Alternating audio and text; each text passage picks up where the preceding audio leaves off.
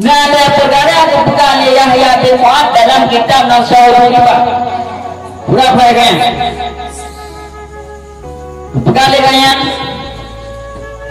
Mantap. Tuba kan?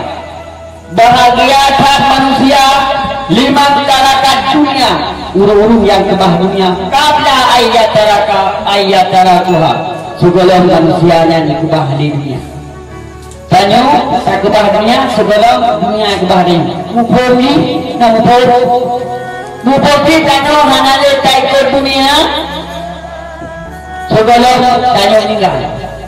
Surah kepada dunia dia meninggal. Dunia tadi rupanya tanya ibadat kalau benar.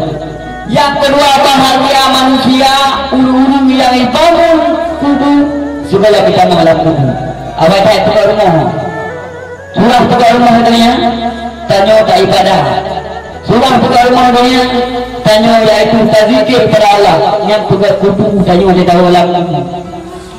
Jadi ulu yang tukar kubur sebelum kita malam kubur yang bahagia.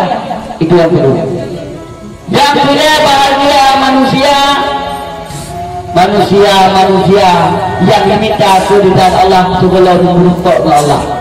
Tanya sebelum merukuk ke Allah, awak tak minta keridhaan Allah. Kiban tanya tak merukuk ke Allah, ni hana keridhaan. Kita tanya, galak kepada hero negara.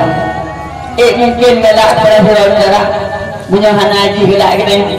Mungkin guna haji iaitu suka sama suka. Punya hana suka sama suka itu apa?